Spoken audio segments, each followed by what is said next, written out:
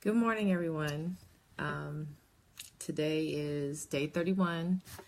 Back in my original element, back in my natural element. We can go ahead and continue as normal. Um, World Changers has been a blessing. It's kind of it's helped pushed and propelled me into the mindset that I know I need to be in, especially for the rest of this year. Um, if you guys have never been to a World Changers Summit hosted by All Nations Worship Assembly Chicago, I would highly encourage you guys to start saving your money and go next October. It's a blessing. I promise you, you will be blessed. And I will also, they also just announced the Fire Conference dates, January 11th through the 13th. And that conference basically, I don't want to say basically, but it's a training and development conference. It basically focuses on your spiritual gifts, on you being equipped as a believer to do the work of Christ and to advance the kingdom. So that's January 11th through the 13th. I don't think they have the site up yet, but I would highly encourage you guys to go to at least one of their conferences at least one time. So yeah. And also, I realized too that as people, especially on Facebook Live, as you guys join on, if you guys were commenting while I was in Chicago, I didn't see none of those comments at all. So I'm so sorry. I wasn't ignoring y'all. I just didn't see the comments. And with that, I want to give a shout out to my sister LaPortia, who said I never given her a shout out. Hi. So I'm gonna go ahead and continue. We are on day 31. We're still on faith, but we're gonna focus on your works. So I'm gonna go ahead and go straight to James chapter 2, verses 21, starting at verse 21. And it says, "Don't you remember that our ancestor Abraham was shown to be right with God by his actions when he offered his son Isaac on the altar? You see, his faith and his actions worked together. His actions made his faith complete, and so it happened just as the scriptures say. Abraham believed God, and God counted him as righteous because of his faith. He was even called the friend of God. So you see, we are shown to be right with God by what we do, not by faith alone." So overall, we can pray as much as we want to, ask God for certain things. Even God can give us all the prophetic words that we need in the season. But if we don't match them with our works, if we don't prepare for them, if we don't show God our faith, there's not much that praying alone can do. So your faith, it truly pleases God. It gives him joy. Again, as I mentioned plenty times before, we operate by faith. That I cannot stress enough. We operate by faith. Everything that we do as believers, we operate by faith. We literally, I don't think there's anything that faith does not touch in our everyday life as a child of God. And also, I'm pretty sure that you guys can recall when we read when Christ has healed people, and when he has, when he goes and he heals people, he won't always say, but for certain ones, he'll say that your faith has made you well, or your faith has made you whole. They worked their faith. They believed, or in sort of speaks, they believed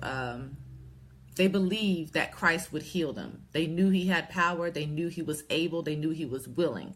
So in the way how they worked their faith, they reached out to Jesus. They approached him. For instance, the lady with the issue of blood. If I'm not mistaken, and I probably have to go back and research this, with the lady with the issue of blood, she worked her faith by pushing through the crowd. And if I'm not mistaken, that was kind of illegal for her to do because she was unclean. Had people recognized her in the crowd touching all those other people, she probably would have got stoned. So she took her faith. She took the risk to go out and to pursue Jesus and to touch him. So again, her faith, she believed that she would be made well. Her the works that she did, she pushed through the crowd, risked her life to get healed. Another example, the blind men who cried out for Christ. Son of David, have mercy on us. They were the loudest ones probably in the crowds. People even told them to shut up. Their faith, they believed God could heal them. They believed Christ could heal them. Their works, they cried out to God despite all the shut ups, despite all the be quiets, despite being, how can I say this? Despite them being, I guess, not obnoxious, but overall, they made themselves look like fools for Christ's healing. That was their works. So in the same way, we have to do the same thing. For instance, as I mentioned, my debt-free plan, I have faith that God will accelerate me into being debt-free. I prayed for it. He answered. The works now is when I have to use the resources that he gave me. Yes, he could have gave me a check, but because I have a discipline problem with my money, he's not just going to give me a check because I'll misuse it. So my faith, I believe that I'll be debt-free. God already gave me the green light for that. My works now is to work my faith. For those of us that are preparing for marriage, we believe that, for the single folks, of course, we believe that God will bless us with the spouse. Our works now is to prepare for that. If we have trust issues, if we have baggage that we don't want to carry into our marriage, we need to go through counseling or through deliverance. We need to get our finances in order. We need to start preparing and acting like the husband or the wife that our husband or wife deserves. For those of us who receive prophetic words and they haven't come to pass yet, you may want to consider, am I doing all that I need to do on my part so that God can move on his? Is God waiting on me in order for this prophetic word to be fulfilled? So God responds to faith. It pleases him. It gets him excited. It captures his attention. So I want to sum this up by kind of going off topic a little bit, and it still deals with our faith. In Mark 5, starting at verse 21, when Christ was, I believe, at the leader of the synagogue, Jairus. I'm sorry, I'm still a little sleepy, y'all, so bear with me. But when Christ was on his way to heal the leader of the synagogue's daughter, in the midst of all of that he also healed the lady with the issue of blood. In the midst of that, after being distracted, I can kind of imagine that the father, Jairus, he was getting a little bit anxious, because in a way you can kind of, let's say for instance, you asking God for something, and as God is, walking towards your problem, or towards your situation, or towards what you're believing him for, something else comes and kind of diverts his attention, and you're getting kind of anxious, and it's like, dude, my daughter over here is dying, and I mean, yeah, you healed this lady, but come on, let's go, let's hurry up.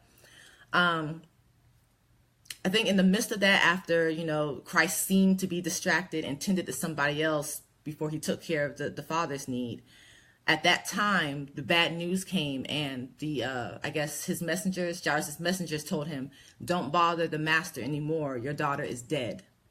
So specifically in verse 35, it says, while he was still speaking to her, while Christ was still tending to the lady with the issue of blood, after he seemed to be distracted, messengers arrived from the home of Jairus, the leader of the synagogue. They told him, your daughter is dead. There's no use troubling the teacher now. But Jesus overheard them and said to Jairus, don't be afraid, just have faith.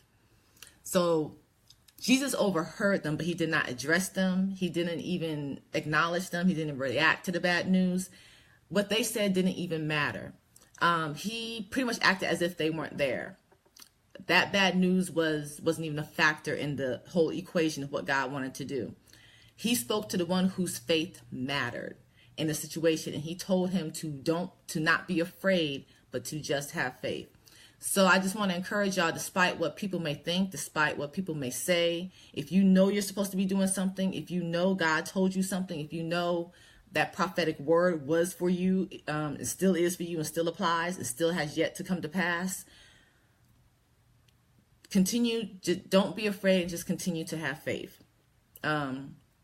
You may be the only one left who believes. You may be the only one by yourself, and for some, it may be a very lonely journey. You may even want to give up yourself. But what Jesus told Jairus, don't be afraid, just have faith. Your faith, even though everybody's faith may have withered, everybody's faith may have died, your faith is the only one that matters.